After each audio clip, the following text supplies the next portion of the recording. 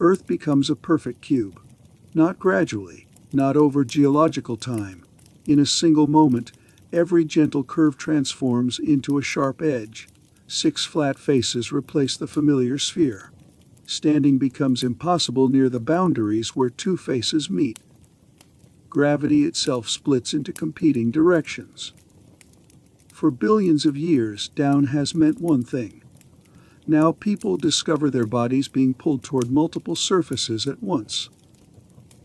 Before we explore this geometric transformation, drop a comment about where you're listening from. I read every one, and they help shape future journeys into impossible worlds. Subscribe if you enjoy these late-night thought experiments, but only if they genuinely help you drift towards sleep. A woman opens her eyes. Her bed sits exactly where 2 faces meet. She tries to stand up. Her feet press against the floor beneath her. Her torso tilts sideways toward the adjacent wall. Standing straight becomes impossible when straight no longer exists. She grabs the doorframe with both hands. Her knuckles turn white from gripping. The pull comes from 2 directions at once. Her spine curves in ways that send sharp pain down her back. Walking to the bathroom requires planning each step. Her left foot lands normally. Her right foot wants to slide toward the neighboring surface. She moves like someone learning to walk again. Coffee spills diagonally across the kitchen counter. Half streams toward the floor. Half flows toward the wall. The liquid follows 2 gravitational fields that meet at impossible angles. Her daughter calls from the bedroom. The voice sounds strained. Children near edges wake up with headaches every morning. Their inner ears never stop fighting the conflicting signals. Breakfast becomes a balancing act. Plates slide away from their intended positions. Forks fall in directions that make no sense. The woman learns to eat while bracing herself against 2 surfaces. Standing upright becomes a skill that must be relearned each dawn. The boundary line cuts through their backyard. A man steps directly onto the edge between faces. His body immediately divides itself. His left foot experiences downward pull from one surface. His right foot feels identical pull from the adjacent face. Between them lies the line where physics breaks apart. Each step splits him differently. His shoulders twist as competing forces grab different parts of his torso. Muscles in his neck strain to keep his head level when level no longer has meaning. His wife watches from the kitchen window. She sees him walk with the diagonal gait that all edge dwellers develop. One shoulder higher than the other, arms swinging at unnatural angles. Their son runs outside to play. The boy bounces between the 2 gravitational fields like a ball caught between opposing magnets. His laughter echoes strangely across surfaces that shouldn't connect. The mailbox leans hard to one side. Letters fall out in spiraling paths that curve through 3 dimensions. The mail carrier quit last month rather than navigate routes where walking straight becomes impossible. Neighbors gather in small groups along the edge. They've learned to brace against each other for stability. Conversations happen between people tilted in different directions. The man returns inside with a headache that won't respond to medicine. His joints ache from stress along axes that evolution never anticipated. Bodies learn to exist in permanent rebellion against the forces that shape them. A baseball sits on the kitchen table. The father picks it up to play catch with his son. He throws it toward the backyard. The ball starts its journey pulled downward by gravity from their house's surface. Midway through its arc, it enters the gravitational field from the adjacent face. The baseball curves sideways in a path that defies every rule learned in school. His son positions himself to catch what should be a straight throw. The ball arrives well to his left. It bounces off the garage door and rolls toward two different surfaces simultaneously. They try again. This time the father aims where the competing gravitational fields will carry the ball. The throw looks wrong from the moment it leaves his hand. The baseball follows a spiral that makes his eyes hurt to track. A neighbor's cat watches from the fence. The animal tilts its head as objects move in ways that contradict its hunting instincts. Even predators struggle near edges where physics becomes unpredictable. The garden hose behaves strangely when turned on. Water splits into multiple streams as it crosses gravitational boundaries. Some droplets fall normally. Others drift sideways before striking surfaces at impossible angles. Their car sits in the driveway with two tires on each surface. The vehicle rocks gently as competing forces pull it in different directions. Starting the engine creates vibrations that travel through the ground in spiraling waves. The father gives up on catch. He coils the hose with movements that account for water that refuses to fall where water should fall. Even gravity becomes negotiable near the edges of cubic earth. A teenager examines herself in the bathroom mirror. She was born and raised exactly where two faces meet.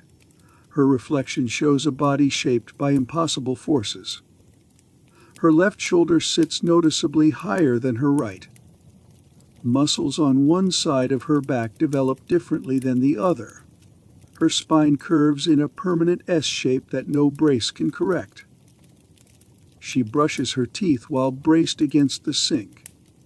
Even simple tasks require anchoring herself against the gravitational pull from two directions. The toothbrush slips from her grip and falls diagonally across the bathroom floor. Her parents worry about her future. Children from edge zones develop asymmetrical bone growth. X-rays show ribs compressed on one side while stretched on the other. Medical textbooks contain no treatments for conditions that shouldn't exist. At school, she sits in specially designed chairs that support bodies pulled in multiple directions. Regular desks become torture devices for students whose spines refuse to align with single gravitational fields. Teachers learn to recognize the diagonal posture that all edge children develop. Her younger brother shows similar adaptations. His neck muscles grew stronger on the left side to compensate for the sideways pull he's felt since birth. He walks with a rolling gait that looks graceful until you understand it comes from anatomical necessity. Physical therapy offers no solutions. Exercises designed for normal human bodies fail when bodies experience forces from competing directions. Therapists near edge zones develop entirely new approaches to muscular development. The teenager's reflection shows adaptations that previous generations never needed. Her body learned to survive in a world where evolution's blueprints no longer apply. Human anatomy reshapes itself when gravity refuses to cooperate. The bedroom spans the exact boundary between faces. A couple lies in bed as darkness falls. Sleep becomes a struggle against physics. She tries to rest on her side. Gravity pulls her torso toward the adjacent wall while her legs remain committed to the original surface. Her muscles never fully relax when relaxation means being stretched in two directions. He shifts position throughout the night. Every time he moves, competing gravitational fields grab different parts of his body. His arms feel heavy in ways that change depending on how he lies. Sleep comes in fragments interrupted by the constant need to brace against invisible forces. Their mattress sags along the gravitational boundary. Springs designed for single-direction pull fail when forces arrive from multiple angles. The bed frame creaks as it experiences stress patterns that furniture manufacturers never anticipated. Dreams incorporate the sensation of being pulled apart. She wakes from nightmares where her body stretches in directions that have no names. REM cycles shorten when the nervous system cannot ignore the physical reality of divided gravity. He develops chronic fatigue that no amount of rest can cure. His body fights gravitational forces even during sleep. Muscles remain partially contracted throughout the night as they brace against pulls that never cease.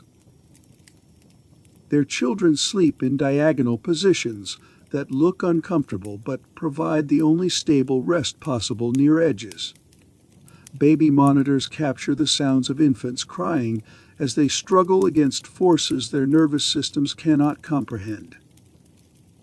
The couple considers moving away from the edge, but housing prices in single gravity zones have become impossible for edge dwellers to afford. Their jobs, their community, their entire lives exist in the boundary zone.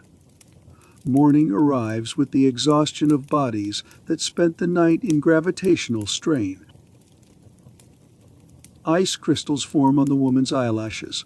She stands on the top face of cubic earth. The wind cuts through her coat like frozen knives. Snow falls upward here. Gravity pulls it toward this surface. From her view, the flakes seem to rise. Everything feels inverted. The horizon stretches flat in all directions, then drops off into sharp edges. Her thermometer shows cold that shouldn't belong on any habitable planet. Metal tools snap when touched. Breathing hurts. Each inhalation freezes the moisture in her lungs. She peers over the edge toward the bottom face below. Down there, her brother lives in perpetual twilight. No sunlight ever reaches the underside of cubic earth. Plants grow pale and stunted under artificial light that never quite feels warm. Her radio crackles with his voice from the bottom face. He describes humidity so thick it feels like breathing through wet cloth. Mold grows on everything. The air tastes stale even with constant ventilation. The contrast sits inside one planet. One face stays locked in Arctic cold. Another chokes in basement-like darkness. Families split by a right-angle climb that feels like crossing worlds. She pulls her scarf tighter as another wave of snow drives sideways across the endless plain. The fabric stiffens instantly in the cold. Two faces of the same planet become uninhabitable for opposite reasons. A camel caravan moves across sand dunes. The lead rider guides them toward the eastern edge. Heat shimmer makes the horizon dance like liquid. This wall turned into pure desert within months of the cubic transformation. Sand covers cities that once had temperate climates. The sun beats down with an intensity that feels focused by the flat geometry. No mountains rise here to break the weather or the wind. The caravan reaches the edge and stops. Below them, the adjacent face shows dense green canopies stretching to its own horizon. Steam rises from jungle vegetation so thick that landing aircraft cannot find clearings large enough for a safe approach. A messenger bird arrives carrying reports from the northern face. Wheat fields stretch for thousands of miles across perfectly flat prairie. Farmers there harvest grain in quantities that would feed continents. Transportation between faces stays nearly impossible. The southern face messenger never arrives. Radio transmissions from that direction describe blizzards that won't stop. Entire populations huddle around geothermal vents. Those vents provide the only heat that can keep anyone alive. Each face develops its own ecosystem, cut off from the others. Old migration routes become meaningless. Animals cannot cross the 90-degree barriers between faces. The rider dismounts and watches vultures spiral in the desert air. The birds fly in tight circles. Thermal currents break apart near the edges of their world. Four faces become four separate climates with no gradual transitions between them. The house sits exactly in the center of the face. A family gathers for dinner around a stable table. Everything feels normal until someone mentions the Edge dwellers. Their neighbor moved closer to the Edge last year to afford a larger property. Now his letters describe a life of constant struggle. Dishes slide off tables. Children develop balance problems. Sleep becomes impossible as beds tilt a little more each night. The father walks to his front window and looks toward the distant Edge. From the center, the face appears perfectly flat. Only math shows the subtle slope that turns brutal near the boundaries. His wife receives messages from Edge communities through a ham radio network. Voices describe houses that slide slowly toward the drop-off. Construction materials roll away from building sites. Gardens fail because soil can't stay level long enough for roots to hold. The children play in their flat backyard with toys that stay exactly where they place them. They cannot imagine playgrounds where swings hang at steep angles. Slides become ramps that can launch a child into empty space. Edge property values collapsed within the first year. Families with generational homes near the boundaries abandon everything. They stop fighting the growing tilt. Center regions become overcrowded as populations compress toward the only stable areas. Real estate agents develop new measuring systems based on degrees of tilt rather than square footage. Properties sell based on how many steps someone can take from their front door before the ground turns noticeably uneven. The family finishes dinner at a table that sits perfectly level. Their plates stay in place throughout the meal. Safety becomes a luxury available only to those who can afford the center. A rock climber hammers pythons into the cliff face. She hangs suspended between two worlds. The wall stretches up and down beyond the limits of vision. Below her, the desert face extends in flat monotony toward its own horizon. Above her, ice fields catch sunlight and reflect it in blinding sheets. The transition cuts in a vertical line so sharp she can touch two different climates with her outstretched arms. Her climbing partner radios from the desert floor. His voice carries the dry rasp of someone breathing sand-filled air.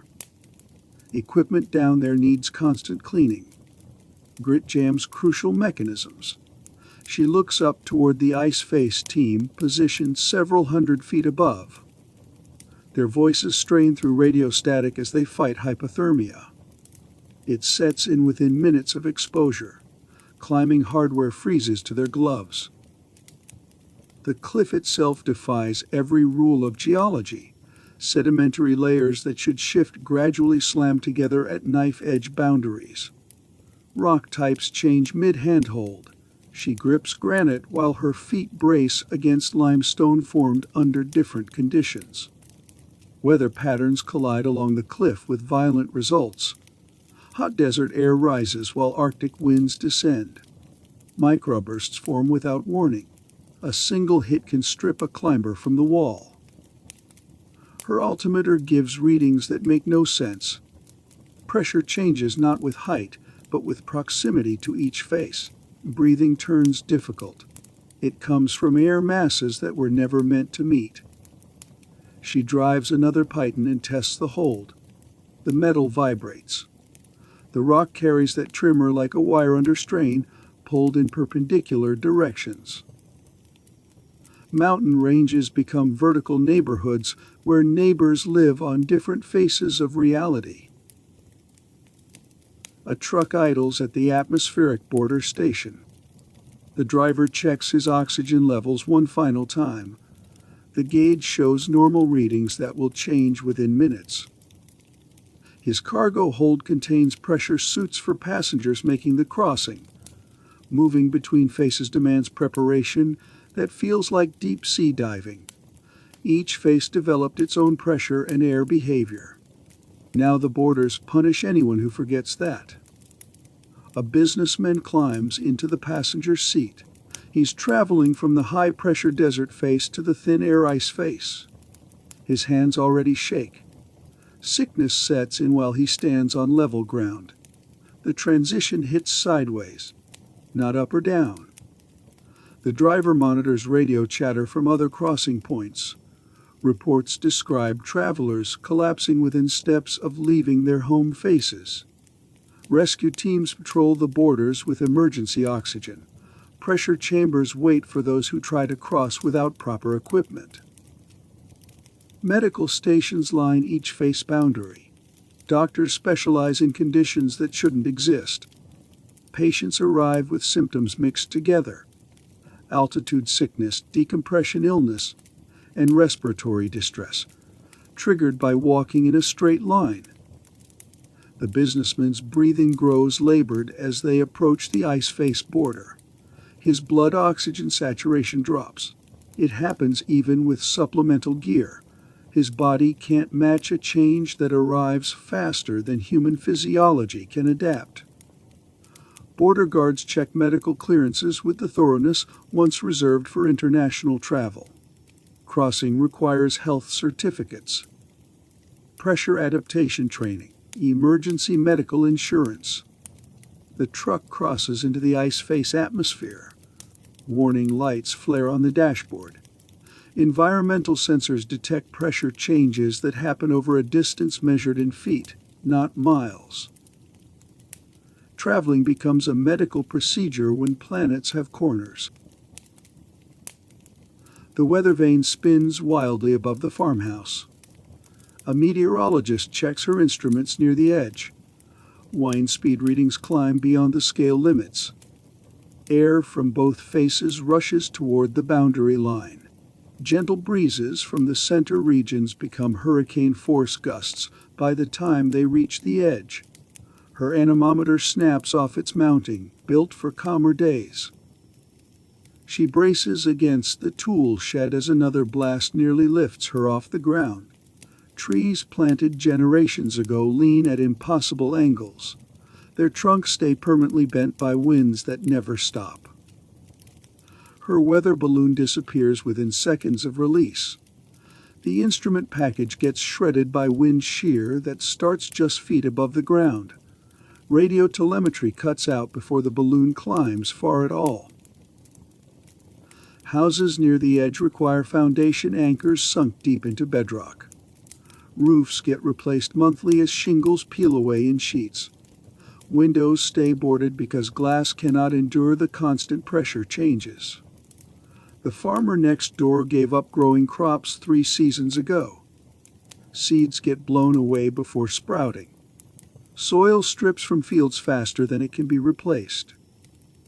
Irrigation systems get destroyed by debris carried on winds that behave like tornado corridors. Her rain gauge empties itself as quickly as it fills.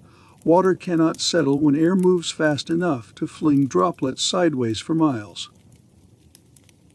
She retreats to her reinforced weather station as another gust threatens to flatten the structure. The wind howl changes pitch as air streams from different faces collide. The sound lands in frequencies that hurt to hear.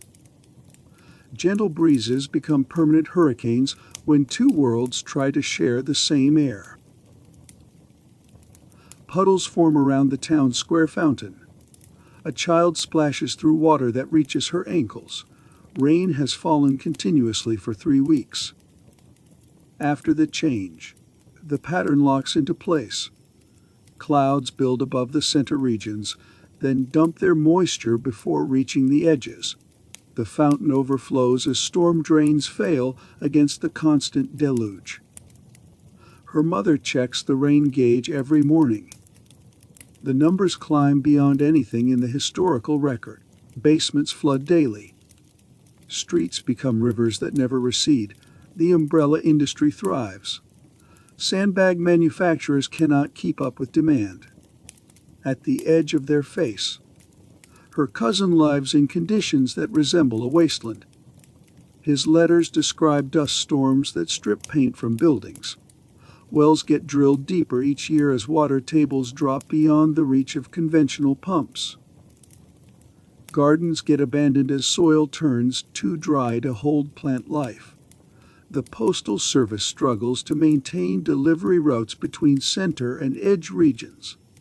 Vehicles built for normal weather cannot handle flood and desert on the same run. Mail carriers switch between boats and sand vehicles depending on the destination. Weather forecasters give up predicting conditions that vary with distance, not time. The same face holds drought and flood at once. Meteorological models break down when patterns refuse the rules they were built to follow. The child builds sand castles from mud that never quite dries. Her toys float in temporary lakes that form and drain with each cycle. Play means adapting to a world where outdoor life depends on floodwaters that exist only in certain places. Rain becomes a luxury hoarded by those fortunate enough to live at the center. Thunder rolls continuously across the boundary line. An electrician works to restore power after the latest strike. His hands shake as he replaces components melted by voltages beyond industrial specifications. Lightning hits the edge zones so often that outdoor work becomes a gamble. His repair truck carries enough spare transformers to rebuild the grid again and again. Power lines built for normal loads buckle under constant electrical activity. The storm builds overhead with unnatural intensity. Clouds gather along the edge, and charge stacks up until the air feels sharp. His radio crackles with emergency calls from across the boundary region. He watches lightning fork between the faces in patterns that defy explanation. Electrical discharges trace the geometric lines where two gravitational fields meet. The strikes arrive in clusters that overwhelm surge protectors and circuit breakers. His wife monitors alerts from their storm shelter. Radio broadcasts describe lightning that keeps returning in rapid bursts. Emergency services report structure fires from strikes that linger longer than they should. Insurance companies declare the edge zones uninsurable for lightning damage. The electrician's truck carries specialized equipment built to tolerate extreme loads. Standard residential wiring becomes meaningless. Household circuits must absorb surges that feel closer to factory power than home power. Building codes evolve to require commercial-grade electrical systems for houses. Children learn to count the seconds between lightning and thunder, not for distance, but for what comes next. Parents teach storm safety procedures that assume lightning will hit. Schools install Faraday cage shelters for protection during the electrical onslaught. His voltage meter reads levels that should not exist outside controlled testing. The measurement spikes beyond the display capability as another strike tests the limits of human engineering. Edge dwellers live under siege from electric skies that never stop. The hurricane tracker displays a path that breaks every rule of meteorology. A storm chaser positions her vehicle at the intersection of two faces. The typhoon approaches the edge and prepares to turn at a right angle. Storm systems form over vast face surfaces. They keep their circular structure until reaching the boundaries. Her Doppler radar shows a massive system spinning with the energy of a traditional hurricane. It moves in ways no forecast can hold. The eye wall stays coherent, even as direction changes should tear it apart. She documents wind patterns that spiral across one face, then continue up the adjacent surface. Instruments built for ordinary tracking fail when air refuses the old assumptions. The typhoon reaches the edge and begins its impossible turn. Winds that should weaken during the shift intensify instead. The storm pulls from the boundary itself. Her anemometer suggests the system gains strength from the same forces that feed edge zone winds. Emergency agencies struggle to predict paths that follow geometry instead of weather maps. Evacuation routes become useless when a storm can change direction without losing intensity. communities discover storm surge arriving from directions no plan ever held. Her vehicle rocks as the outer bands begin to climb up the adjacent face. Radio reports from aircraft describe lift and turbulence beyond safe limits. Weather planes built for hurricane penetration cannot handle systems that travel in 3 dimensions. The storm's eye passes overhead as the typhoon completes its turn around the corner. Rain comes sideways from multiple directions. Different sections of the storm occupy perpendicular skis. Lightning traces patterns that follow the storm's route, not the usual gradients. She watches the typhoon disappear up the vertical face with sustained winds that should have shredded it. Her instruments record data that will force new models into existence. Hurricanes learn to climb walls when planets have corners instead of curves. Fog banks roll along the boundary line without ever dissipating. A lighthouse keeper climbs the spiral stairs to check the beacon. Visibility drops to nothing as competing air masses create perpetual mist. Moisture hangs at the edge and refuses to settle. The haze stays suspended, as if mixing is no longer allowed. His lighthouse beam reaches only a short distance into the fog. He adjusts the fog signal that sounds on a steady loop day and night. Ships trying to navigate between faces rely on audio when sight becomes useless. Maritime traffic slows to a crawl. Ocean travel becomes impractical for anything that needs reliability. Weather stations report humidity so high it overwhelms sensors. The fog carries more moisture than air should hold, and it feels thick on the tongue. Breathing takes effort. Lungs work harder to pull oxygen from air heavy with water vapor. His radio receives distress calls from aircraft caught in fog banks that climb high along the boundaries. Pilots trained for normal weather cannot navigate in atmospheric soup. Routes between faces demand instrument, flying that assumes blind travel from start to finish. The lighthouse lens needs constant cleaning as moisture condenses faster than it can clear. Paint peels from structures. Metal corrodes at accelerated rates. Residents adapt to a life of perpetual twilight. Windows fog over faster than they can be wiped clean. Laundry never fully dries outdoors. Mold spreads across surfaces that would stay clean in normal humidity.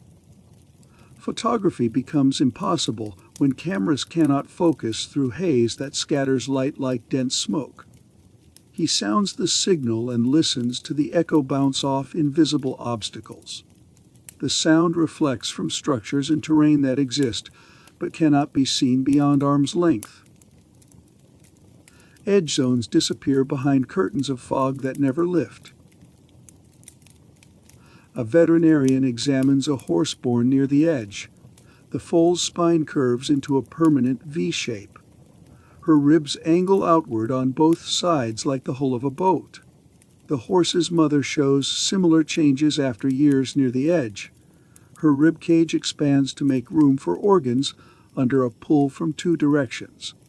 Muscles along her back grow uneven as her body braces against competing forces. Edge-born animals emerge with skeletal structures that would be deformities anywhere else. The foal's legs grow at different angles to keep balance where level ground disappears. Her hooves develop calluses that spread weight across shifting surfaces. A pack of wild dogs hunts along the boundary line. Their spines bend into sharp angles that carry them across sudden transitions. Pups in the pack inherit vertebrae shaped by generations of hard living. The veterinarian documents bone density shifts that appear within a single generation. X-rays show fractures healing in curved patterns as bones strengthen along stress lines. Traditional splinting fails when breaks must heal for forces arriving from multiple angles. Domestic cats develop the most dramatic changes. Their flexible spines become permanently kinked as vertebrae realign with each step. Hunting shifts as prey learns to move sideways across gravity gradients, not just run faster. The foal attempts to stand and immediately tilts toward the adjacent face. Her legs adjust into angles that would drop a normal horse. Balance becomes constant work instead of instinct. Edge animals develop bodies that look broken but function perfectly in a world where physics itself became crooked. Roots push through soil that tilts at increasing angles. A botanist measures tree growth along the boundary slope. Trunks lean at a steep angle while somehow remaining healthy. Forest canopies near edges form angular networks that follow shifting pulls. Trees compete for light that seems to arrive from more than one direction. Root systems spread unevenly to anchor soil that wants to slide toward the edge. Her measuring tape shows growth patterns that contradict everything known about plant biology. Trees near the edge bend their trunks with the slope, then keep branches reaching upright. Leaves chase light while trunks follow stress lines that keep the tree standing. Fruit trees produce harvests that fall in spiraling paths as competing pulls fight over each apple. Orchards become difficult to maintain when fruit drops sideways instead of straight down. Farmers stretch nets between faces to catch crops before they vanish into the slope. Underground root networks create anchor systems that cross multiple zones. Her soil samples show roots twisting through earth stressed by competing forces. Plants near edges grow massive root mats as they fight to hold position. Grass grows in waves that follow the contours instead of spreading in uniform carpets. Lawns become hard to maintain when mowers cannot handle angles that shift underfoot. Gardens rely on terraces built around drainage patterns unique to edge zones. Seed dispersal evolves to handle wind that spirals between faces. Her collection bags catch seeds built to ride air that swirls and loops across the boundary. Pollination grows tricky when flying insects must navigate air that moves in every direction. The botanist stakes a young sapling with guy wires angled to counter competing pulls. The support web looks chaotic, but it keeps the tree alive through its early season near the edge. Plants learn to grow sideways when up and down lose their meaning. A hawk circles above the edge intersection. An ornithologist tracks its flight path with binoculars. The bird turns hard around the corner while maintaining perfect aerodynamic form. Flight near edges demands techniques that traditional aerodynamics refuses to allow.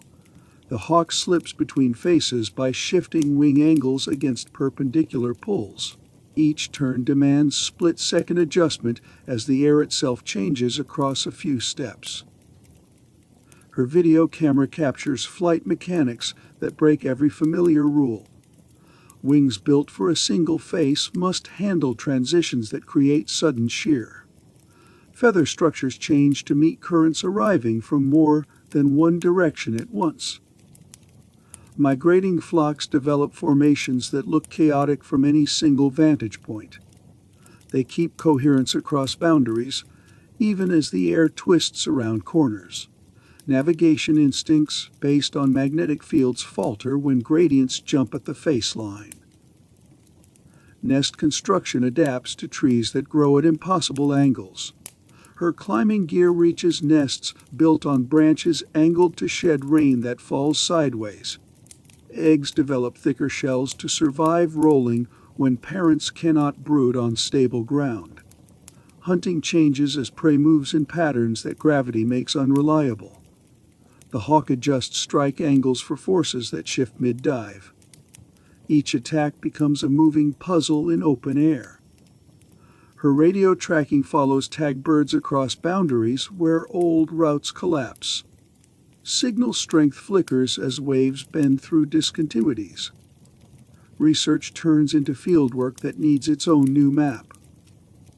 The hawk completes another tight turn and disappears around the vertical corner where two faces meet. Its path traces a route that aircraft designers insist should not exist. Birds redefine the possible when sky itself has corners. Water cascades vertically from the higher face into the lake below. A marine biologist nets fish that swim against impossible currents. Their gill structures pulse with rhythms adapted for vertical water flow. Fish near face boundaries develop swimming that works against continuous falls between surfaces. Her specimens show gill changes for water that arrives from strange directions.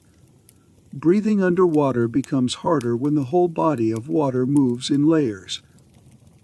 The lake receives constant inflow from waterfalls that never pause. Fish trapped here adapt to spirals that drag downward while also sliding sideways. Schooling breaks apart when eddies peel groups into different directions. Her underwater cameras catch spawning behaviors built for currents that never behave. Eggs cannot simply drift. They vanish into competing flows. Fish build nests that shelter offspring from water that would scatter them across zones. Predators evolve hunting that uses vertical flow as cover. Her tracking shows ambush points where falling water blinds prey. Food arrives from above, so the hunt reorients with it.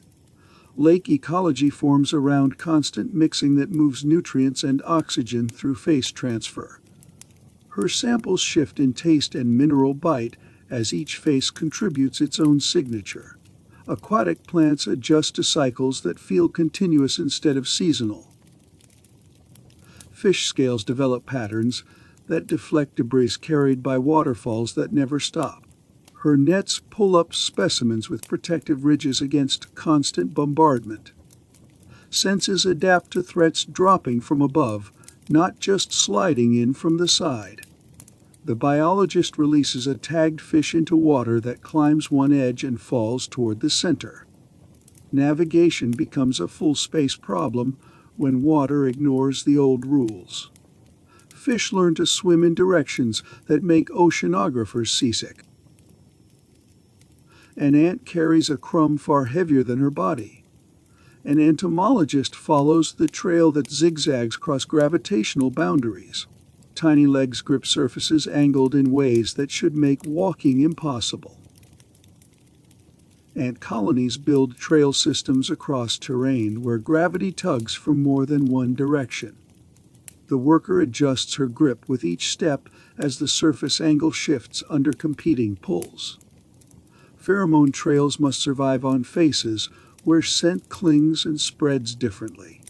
Her magnifying lens reveals foot changes that let insects move on any surface. Specialized pads grip whether the surface pulls them close or tries to peel them away. Movement turns into climbing even when the ground looks flat. Flight near edges demands navigation in all directions as air spirals between faces. Her motion-triggered cameras capture pollination routes that hug boundaries instead of straight lines. Hive construction shifts to places where honey storage must work under competing pulls. Spider webs near boundaries become nets that span transitions. Her collection methods adapt to preserve structures that hang in impossible geometry. Prey capture changes when insects fall in directions set by competing pulls, not a single drop. Butterfly migration routes twist into spirals that follow edge zones where air creates strange lift. Her tagging tracks paths that curl around the planet's corners instead of following familiar routes. Wing structures adjust to pressure shifts that change with position near boundaries, not with height. The ant reaches the anthill entrance and disappears into tunnels under stressed soil. Colony architecture adapts to ground that pulls sideways at the edges. Insects solve problems that never existed on a round world. Her field notes describe behaviors that force a rewrite of entomology. Old classification schemes fail when insects adapt to environments that should not exist. Those legs become enough to walk on walls when walls and floors meet at impossible angles. Marble floors stretch across the palace courtyard. A king walks from his throne toward the center point of the face. Each step takes him further from the chaotic edges where his subjects struggle. Royal bloodlines establish themselves at the center where gravity behaves predictably. Palace walls rise straight and true without the structural compromises required near boundaries. Servants carry meals on plates that stay level throughout their journey from kitchen to dining hall. The queen's jewels sparkle in sunlight that arrives from consistent angles. Her crown sits perfectly balanced on a head that never tilts to compensate for gravitational confusion. Royal portraits hang straight against walls that meet at proper right angles. Architecture serves power when physics cooperates with authority. Edge dwellers petition for audience through representatives who can afford the journey to stable ground. Their letters describe lives spent fighting gravity that pulls from multiple directions. Requests for aid arrive written on paper that bears water stains from rain that falls sideways. Handwriting slants at angles that reveal the writer's constant struggle to maintain balance while working. The king's map room displays property values that decrease with mathematical precision as distance from the center increases. Tax collectors report revenues that drop sharply near boundaries where productivity becomes impossible to maintain. Economic power concentrates where physical stability allows wealth to accumulate rather than slide away toward the edges. Noble children learn to walk on floors that stay level beneath their feet. They develop posture and bearing impossible for edge-born youth whose bodies adapt to gravitational stress from birth. Court ceremonies require balance and grace achievable only by those raised where up and down maintain consistent meaning. The king returns to his throne positioned at the exact center point of the face. His crown remains perfectly level as he settles into a seat that never rocks or tilts. Royal power flows from a foundation that never shifts. Authority becomes literal when only the center offers solid ground to stand on. A passport inspector examines documents at the border between surfaces. Her stamp bears the seal of the Northern Face Kingdom. Travel between faces requires diplomatic clearance between sovereign nations. Each face declares independence within months of the cubic transformation. Border guards patrol the edges where climbing from one face to another constitutes international travel. Her inspection booth sits precariously at the boundary where two nations meet at a right angle that makes traditional border architecture impossible. The Southern Face ambassador arrives wearing environmental suits designed for diplomatic missions between atmospherically incompatible nations. His credentials require translation, not just between languages, but between legal systems that developed in isolation after transportation between faces became nearly impossible. Trade agreements must account for gravity differentials that affect cargo handling. Different currencies develop distinct values based on the environmental challenges each face economy must overcome. Her currency exchange rates fluctuate based on atmospheric pressure differences rather than traditional economic indicators. The desert face dinar trades poorly against the ice face krona due to transportation costs that overwhelm most potential trade goods. Security pacts form between faces that share favorable boundary conditions. Her intelligence briefings describe clashes where groups must literally climb walls to enter neighboring territory.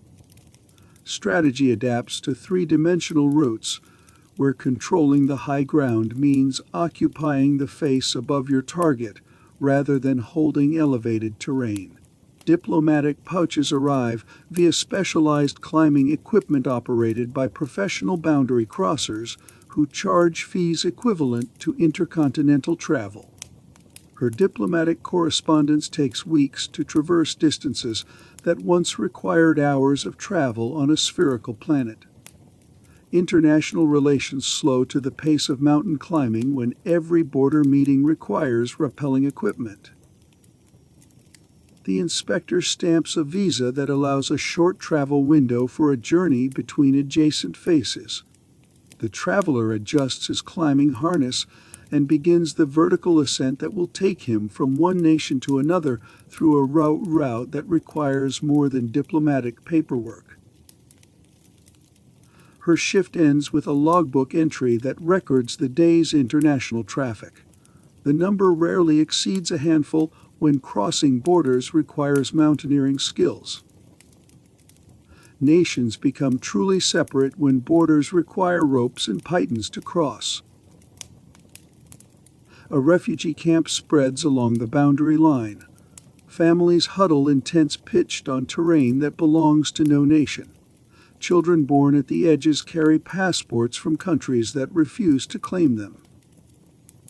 Edge communities develop into stateless populations, caught between faces that each reject responsibility for boundary zones.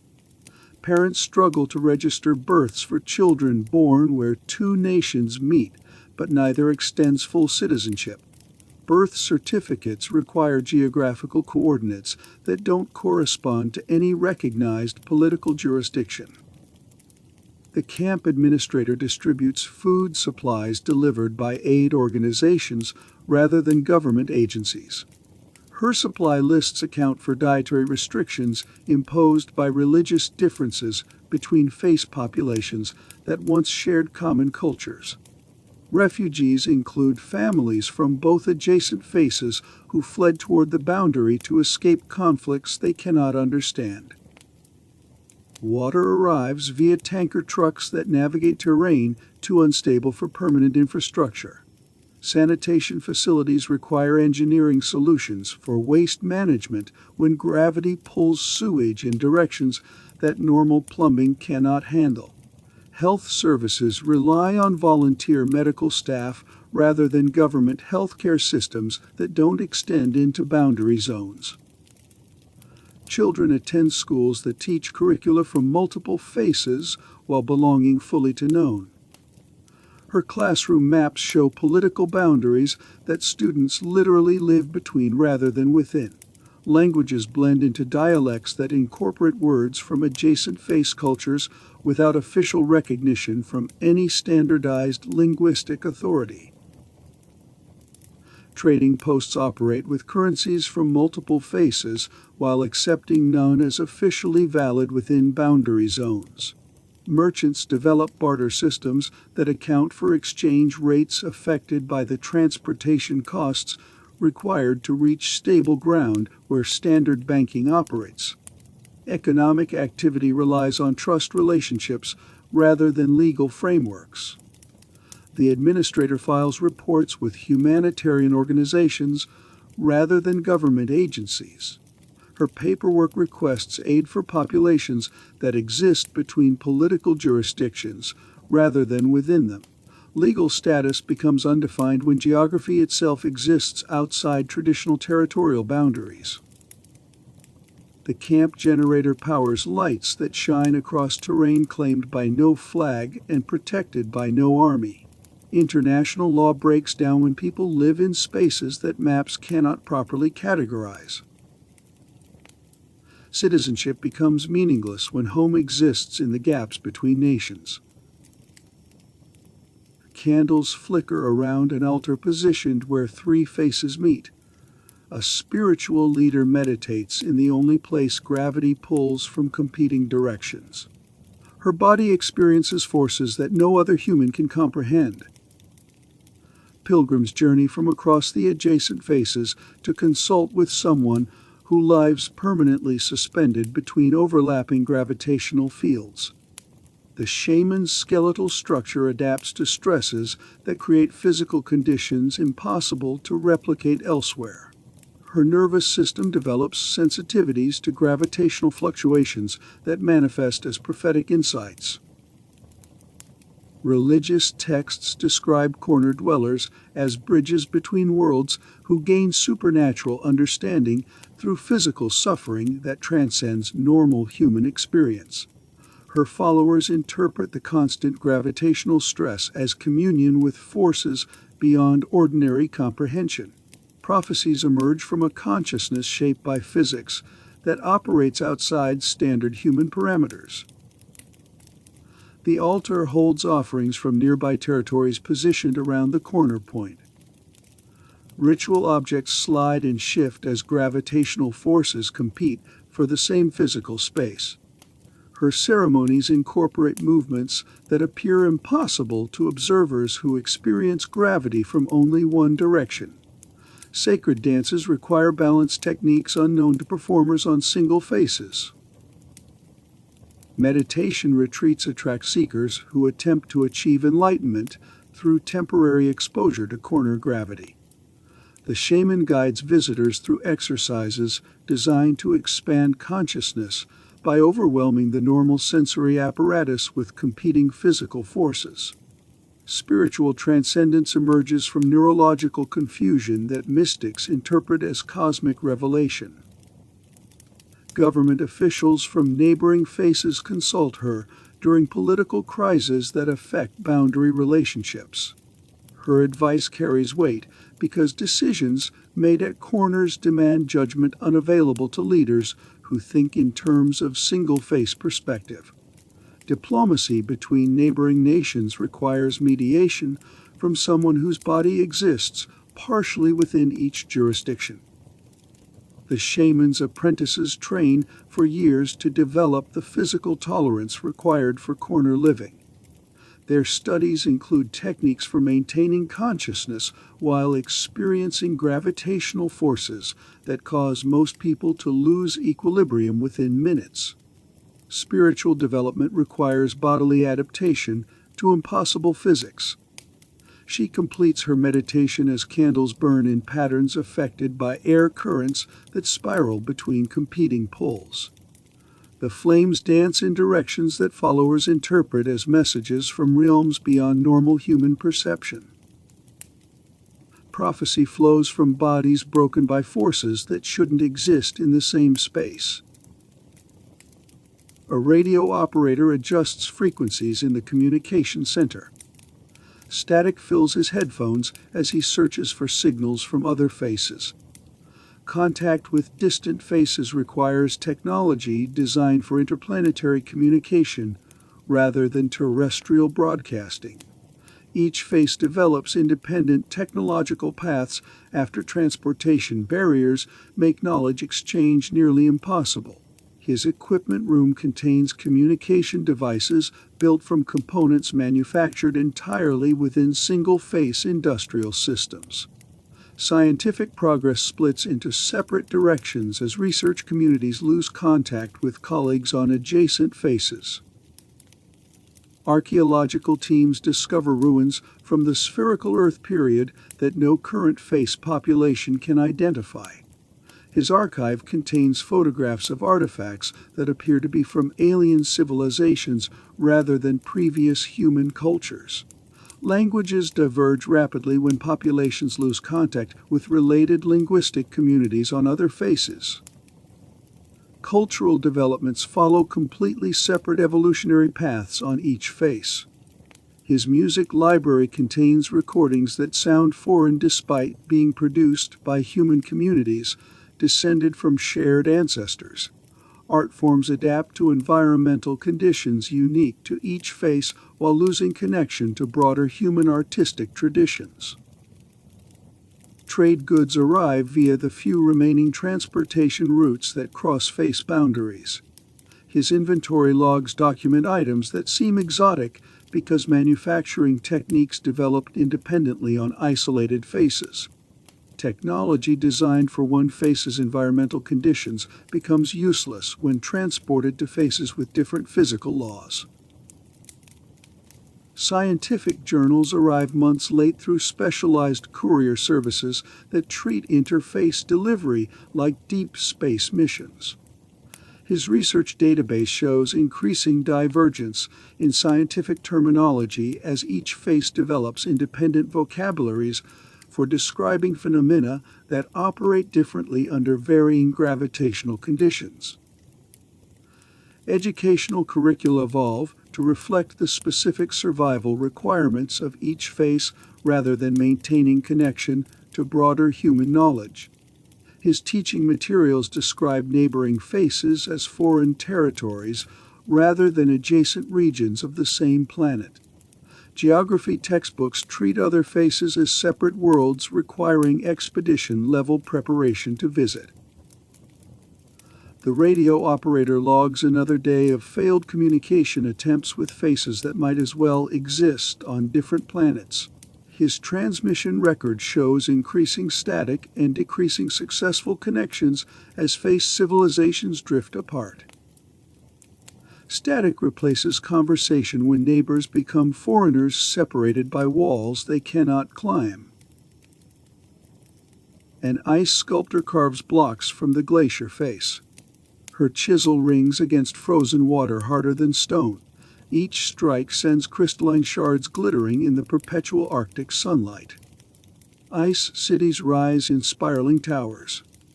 They feel grown into place, layer by layer. Architects harvest glacier ice in clean, sharp blocks. Each block fuses tight when it meets the next.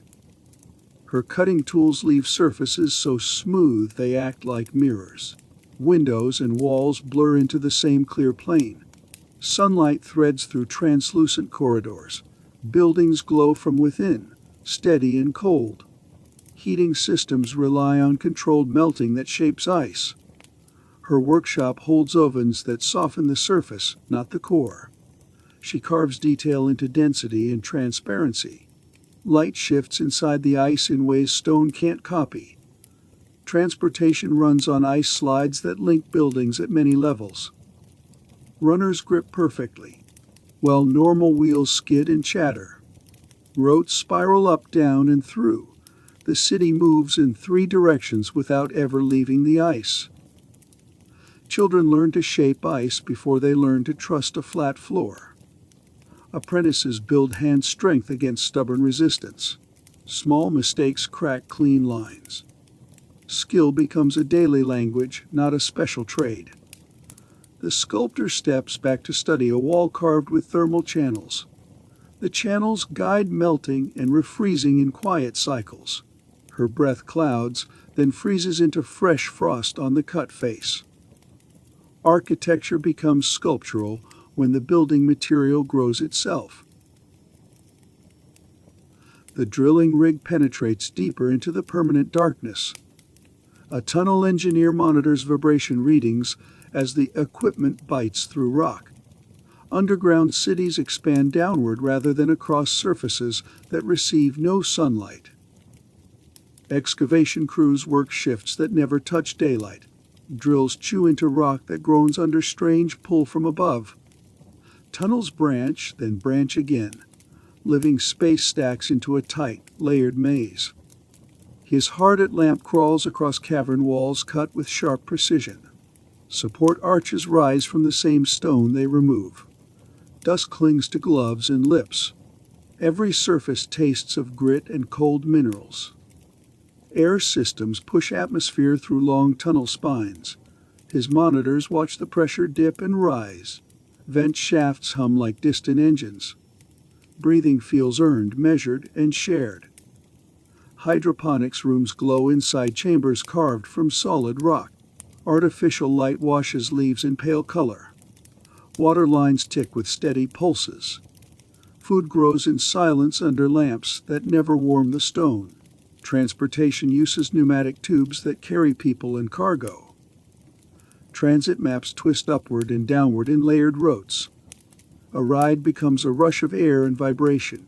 Arrival feels like surfacing inside a different pocket of dark. The engineer studies surveys that trace water seams and mineral veins. He marks routes that skirt unstable rock. Lights flicker along walls that stretch beyond any surface glow. Civilization burrows deeper when the surface becomes uninhabitable. concrete molds fill with sand heated beyond the melting point. An architect watches glass formation bubble through temperatures that turn silica into building blocks. Construction techniques adapt to environments where traditional materials cannot exist. Solar furnaces squeeze sunlight into a brutal, focused heat. Sand liquefies, then pours like thick honey. Her foundry roars during peak glare. The desert becomes its own quarry, endless and immediate. Glass walls rise with built-in paths for moving air. Cooler currents slip through shaded channels. Heat presses on the exterior like a weight. Inside, the air keeps moving, never settling. Every structure carries water collection as part of its bones. Condensation beads and runs into hidden storage. Rare rain hits hot glass and hisses away. What remains gets captured fast, before it can vanish. Oasis farming lives under domes that soften temperature swings. Plants hold green against the hard light outside. Nutrients stay concentrated in small beds. Growing space feels like architecture you can eat. Roads turn smooth and reflective under the sun. Vehicles glide on surfaces that don't crumble into dust. Roads bend through shade and cover. Travel becomes a timed dash between pockets of refuge. The architect lowers her mask as another batch cools in the molds. Glass hardens into blocks that ring when tapped. Walls rise that can take the heat, then take the cold again. Sand becomes civilization when heat transforms desert into building material. Rope ladders connect platforms built among branches 50 feet above ground. A structural engineer tests load limits on bridges woven from living vines. Jungle cities grow upward through trees rather than clearing forests for conventional construction. Platforms rest on trunks that sway with wind and rain. Floors flex, then settle back. Living wood keeps changing underfoot. A building feels alive in your knees and ankles. Vine bridges span gaps between platforms. Cables thicken over time, tight as they grow. Footsteps make the bridge answer with a low tremor. Travel stays above the ground where danger waits. Water collection uses leaves, bark grooves, and angled branches. Rain channels into storage carved into trunks. Pipes hide inside living seams. Plumbing becomes part of the tree's own pathways. Farming spreads across canopy levels with different light and shade. Some crops drink full sun. Others thrive in cool green dimness. Food grows in layers above the forest floor. Communication rides on drums and rope-carried messages. Signals thump through the canopy and fade into distance. Relay points sit high where sound carries clean. News moves faster than any path below. The engineer ties down another section of living bridge.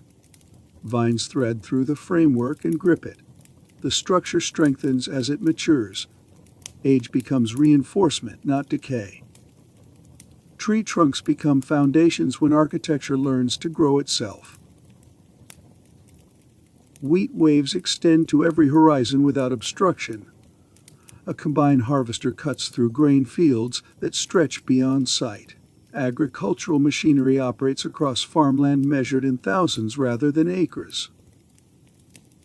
Mechanized farming runs on distances that never seem to end. The harvester moves in straight lines for hours. Engines drone without pause. Grain spills into storage with a steady, metallic rattle. Storage silos rise like metal mountains above the prairie. Each one holds reserves that feel untouchable. Ween scrapes along their sides. The air smells of dry grain and hot dust. Livestock herds drift across open grazing land with room to spare. Tracking signals blink on distant screens. Riders scan the line of moving bodies. The herd feels like a slow river across grass. Whether work turns into planning, not guessing. Monitors watch cloud shape and pressure shifts across the plain. Decisions ripple across fields in long sequences. Rain becomes something you try to guide, not simply endure. Processing facilities sit like islands in an ocean of crops. Raw harvest becomes flour, feed, and packed goods. Trucks and rail lines pull heavy loads outward. Food turns into trade that crosses face boundaries. The harvester keeps its straight course toward a horizon that never curves. Land stays flat, stubborn, and open. Navigation feels like a forgotten habit. Endless fields become infinite when planets have no curves to interrupt the growing. A carpenter measures angles on a bed frame. His level reads 45 degrees as he adjusts the mattress platform. Edge dwellers sleep tilted to match the forces that pull their bodies diagonally. Furniture makers develop specialized techniques for beds that feel level in diagonal gravity. His workshop holds templates for mattresses angled to counter the cross-pull. Normal sleeping positions stop working. Kitchen tables require similar modifications to keep dishes from sliding during meals. His designs use subtle angles. Plates and cups look steady, even when the surface is not. Chairs develop back supports angled to accommodate spines under dual stress. His seating designs spread weight across contact points. Comfort becomes achievable when furniture accepts edge zone physics. Bathroom fixtures mount at angles that make hygiene possible when water flows in strange directions. His plumbing accounts for drainage that spirals instead of dropping cleanly. Shower designs add collection systems that catch spray deflected by the cross-pull. Cabinet makers develop drawer slides that prevent contents from shifting across multiple surfaces. His storage solutions use magnetic latches and angled compartments. Household items stay reachable when normal storage fails. The carpenter tests another bed frame with a bubble level. The readout confirms the precise tilt needed for edge zone sleep. His measurements keep rest from turning into bracing and strain. Furniture becomes architecture when gravity refuses to cooperate with traditional living. Telescope lenses capture light from both adjacent faces. An astronomer adjusts her viewing angle to observe events from both perspectives at once. Edge position provides observational advantages impossible from face centers. Star charts from edge communities include constellations visible only where faces meet. Her telescope mount rotates through angles that track objects across a boundary. Some patterns only appear from this seam in the world.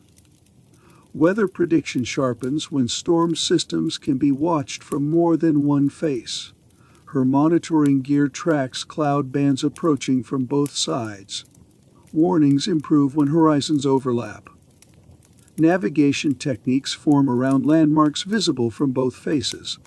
Her surveying equipment measures distances across a boundary that reshapes elevation cues.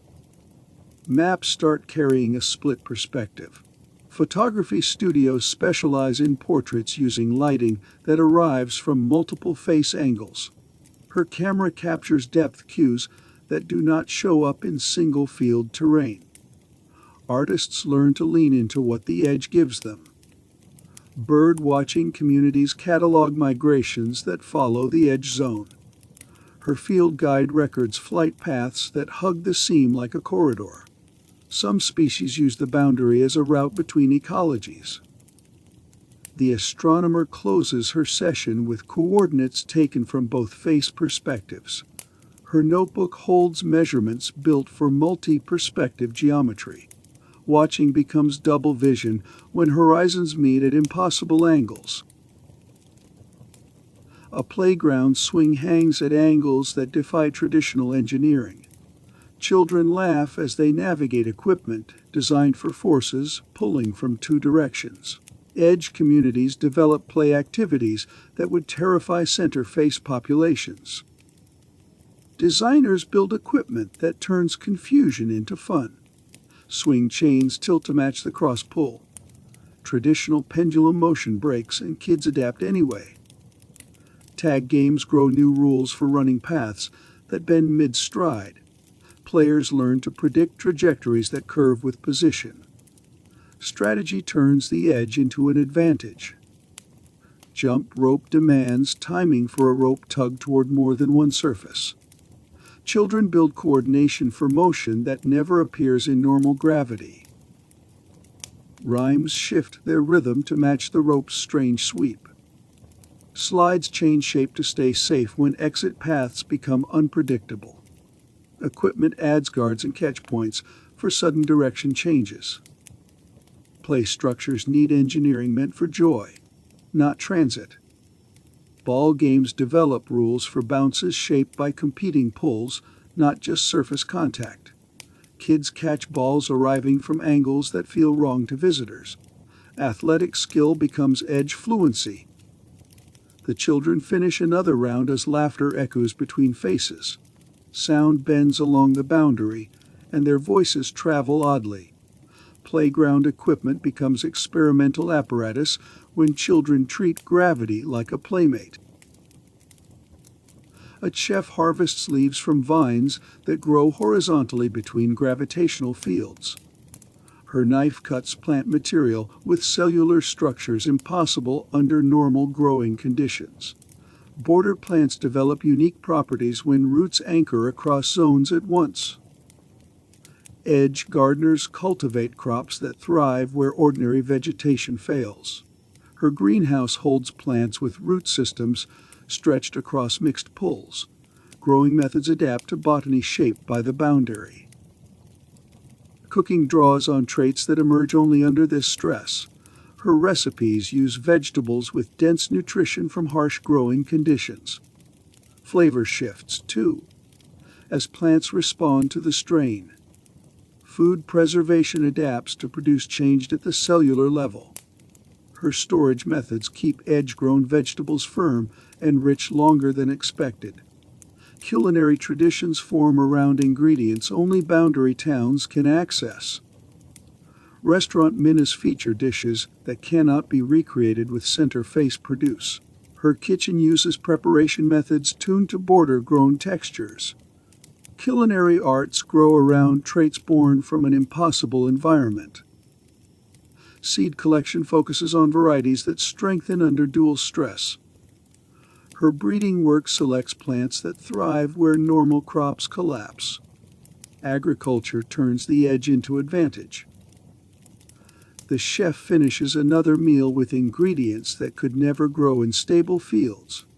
Her cutting board holds vegetables with textures and flavors found nowhere else in the cubic world. Cuisine becomes unique when ingredients grow under stress that should not exist. A dictionary sits open on a desk covered with translation notes. A linguist records conversations that blend vocabulary from both adjacent faces. Edge communities develop dialects that merge words never meant to meet. Language shifts fast where speakers from multiple faces must work together to endure. Her notes track vocabulary that stitches together face cultures under pressure. New phrases appear from necessity, not polite exchange. Children raised at the boundary grow up fluent in hybrid speech. Her interviews capture grammar that confuses single-face speakers. The edge teaches them a native blend. Trade negotiations rely on translators fluent in boundary-born language.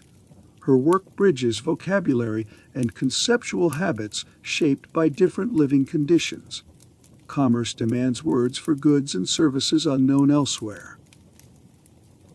Educational materials mix linguistic elements to prepare edge children for visitors and responders. Her curriculum teaches concepts that need more than one face's vocabulary.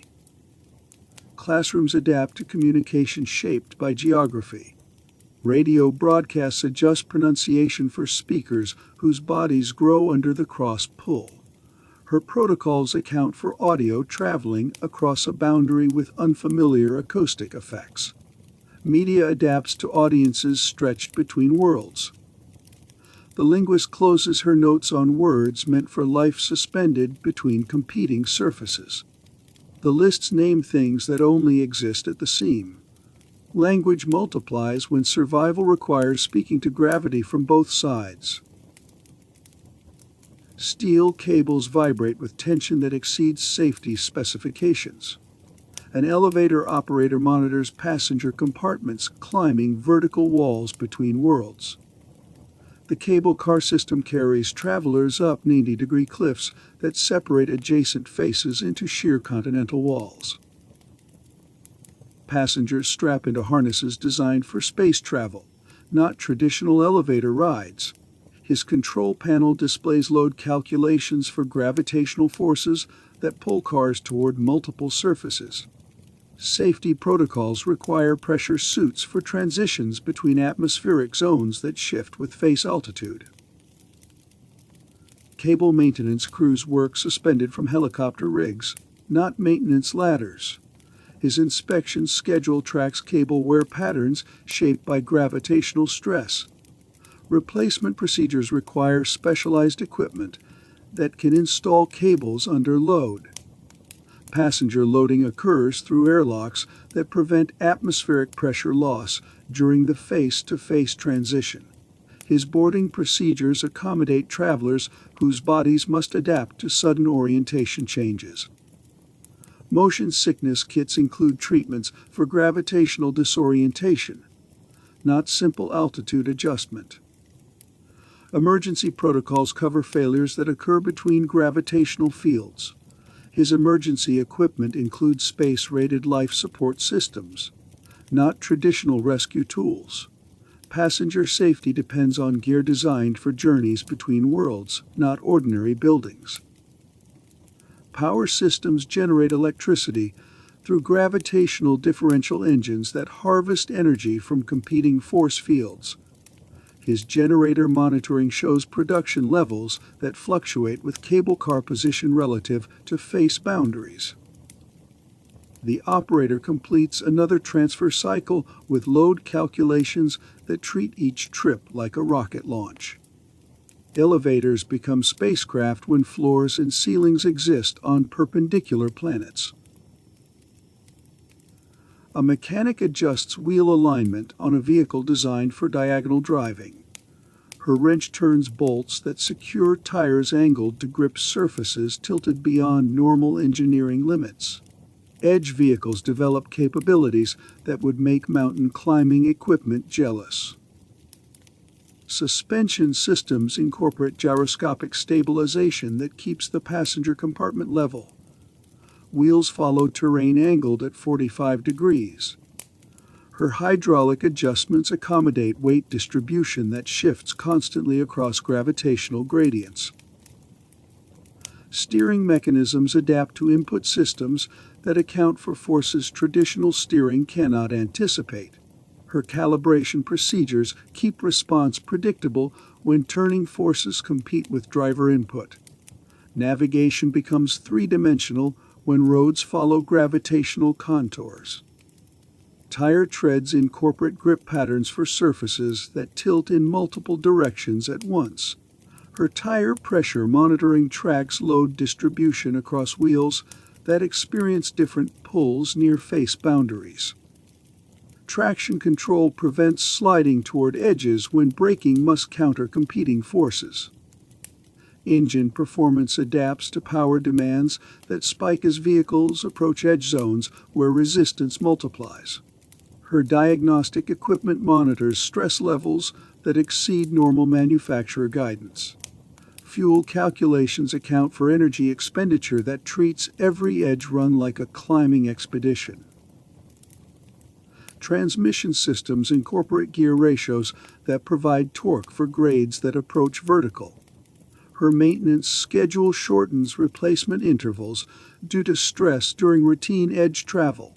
Durability testing requires equipment capable of simulating conditions impossible under normal gravity. The mechanic completes another inspection with component specifications that prepare cars for terrain that would challenge specialized climbing equipment. Automobiles become all-terrain vehicles when roads tilt toward impossible angles. A catapult arm loads cargo containers designed for ballistic transport. Engineers calculate trajectory angles for packages launched between faces across gravitational boundaries. Interface shipping requires launch physics, not traditional logistics methods. Launch systems incorporate guidance controls that adjust paths for gravity that changes mid-flight. Their targeting computers run calculations that feel closer to mission planning than ground transport. Package survival depends on shock absorption designed for impact forces that exceed normal shipping limits. Receiving facilities position cargo nets across zones calculated to intercept arrivals from impossible arcs. Their tracking systems monitor inbound shipments using radar-grade equipment, not ordinary scanners. Cargo handling requires protective gear for packages that arrive with kinetic energy dangerous to unprotected personnel. Container design incorporates structural reinforcement that protects cargo from acceleration forces during launch. Their packaging materials include cushioning that prevents damage through gravitational transitions during flight. Shipping costs include insurance premiums that account for loss rates tied to ballistic delivery, not road transport. Flight path calculations require atmospheric modeling that accounts for air density shifts across face boundaries. Their monitoring tracks wind patterns that bend trajectories across zones where prediction breaks down. Delivery schedules depend on conditions suitable for ballistic transport, not road or air traffic. Loading procedures balance cargo for gravitational effects that change during flight. Their weight distribution calculations treat each container like a precision payload. Cargo manifest systems track shipments using hardened routing software, not standard commercial databases. The engineers complete another launch cycle with trajectory calculations that treat delivery like a controlled strike on friendly territory. Shipping becomes warfare when packages must fly across walls that reach towards space. Tunnel boring equipment cuts through bedrock stressed by forces, pulling in perpendicular directions. A subway conductor navigates routes that pass through the planet's interior, not surface geography. Underground transportation connects faces through passages that treat cubic earth like a hollow building. Drilling operations adapt to rock formations compressed by stress patterns unknown to traditional engineering. His route planning avoids zones where competing pulls create structural instability in bedrock. Construction timelines account for excavation challenges that multiply in stressed stone. Passenger compartments incorporate pressurization systems that maintain breathable atmosphere through interior zones. His environmental controls monitor air quality during trips through layers never meant for habitation. Life support provides oxygen and temperature regulation for travel through spaces that exist inside the planet. Track laying requires foundation techniques that anchor rail systems within rock subject to shifting stress. His maintenance schedules include structural inspections for foundation movement caused by competing pulls. Rail alignment stays stable through engineering that treats gravity as variable. Station construction creates waiting areas carved from solid rock, not built on surface foundations. His passenger loading procedures accommodate travelers moving from surface air into underground environments. Platform design incorporates safety features for effects unique to the planet's interior. Communication systems maintain contact with surface control centers through radio equipment built for transmission through thick rock. His dispatch communications require protocols designed for operators working beyond normal signal conditions. The conductor announces the next station stop with departure information for passengers traveling through routes that exist inside the planet they call home. Subways become spelunking expeditions when trains burrow through the world's foundation. A climbing instructor secures safety ropes for commuters ascending the morning cliff route. Her carabiners click against rock faces that serve as highways between residential and commercial zones. Daily transportation requires technical climbing skills that mountaineers train years to develop. Commuter routes establish fixed anchors and rope systems that allow non-experts to traverse vertical corridors during rush hour. Her route maintenance includes inspections that ensure anchor points stay secure under daily traffic loads. Public transportation operates through techniques that treat cliff faces as infrastructure. Equipment rental services place gear distribution points at base camps for communities whose commute includes rope work. Her inventory includes harnesses, helmets, and hardware sized for business attire. Professional wardrobe adapts to transportation requirements that include climbing as routine travel. Weather monitoring services track conditions that affect commuter safety on cliff routes. Her safety protocols include closures for weather that makes vertical travel dangerous, not merely inconvenient. Traffic management requires understanding meteorological effects on rock faces, not road surfaces. Training programs teach basic mountaineering skills to residents whose employment requires daily cliff climbing. Her instruction covers rope technique, equipment safety, and emergency procedures for students who need skills for economic survival. Certification programs ensure competency before allowing access to public vertical routes. Emergency response teams position rescue equipment along routes that serve as transportation corridors. Her rescue protocols include techniques for assisting injured climbers during rush hour when vertical traffic complicates rescue. Public safety adapts to commutes where exposure can turn life-threatening. The instructor completes another safety briefing for commuters whose journey to work includes technical challenges that would intimidate experienced mountaineers. Rush hour becomes extreme sports when going to work requires conquering vertical highways.